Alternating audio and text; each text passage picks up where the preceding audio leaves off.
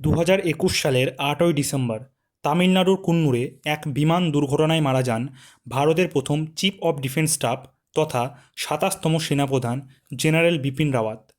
তিনি ছিলেন MI-17V5 নামক একটি হেলিকপ্টারে, যেখানে জেনারেল বিপিন রাওয়াত, তার স্ত্রী মধুলিকা রাওয়াত সহ মোট 14 জন মেম্বার ছিল।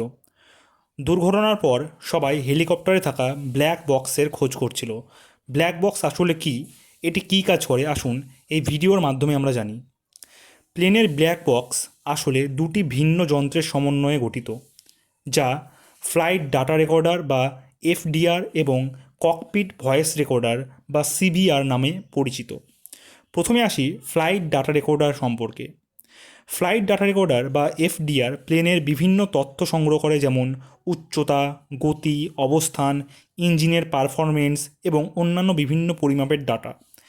এই তথ্যগুলো প্লেনের পুরো ফ্লাইট জুড়ে নিয়মিতভাবে সংগ্রহ করতে হয়। এবার আসি ককপিট ভয়েস রেকর্ডার বা CVR সম্পর্কে। এটি ককপিটের ভিতরের কথোপকথন, পরিবেশের আওয়াজ এবং অন্যান্য সাউন্ড সংগ্রহ করে। পাইলটের এবং ককপিটের আশেপাশে কোনো ধরনের সাউন্ড এটিতে রেকর্ড করা হয়। ব্ল্যাক বক্সের প্রধান কাজ হলো দুর্ঘটনা বা জরুরি অবস্থার সময় কী ঘটেছিল তা বিশ্লেষণ করার জন্য নির্ভরযোগ্য ডাটা প্রদান করা। এটি তদন্তকারীদের প্লেনের বিভিন্ন পরিস্থিতি, পাইলটদের পদক্ষেপ এবং ইঞ্জিনের কার্যক্ষমতা সম্পর্কে বিস্তারিত তথ্য দিতে সক্ষম, যা দুর্ঘটনার কারণ নির্ণয় সাহায্য করে। আশা করি ভিডিওটি তোমাদের কাছে ইনফরমেটিভ লেগেছে। এরকম ইনফরমেটিভ ভিডিও পাওয়ার জন্য চ্যানেলটি সাবস্ক্রাইব করে দিও।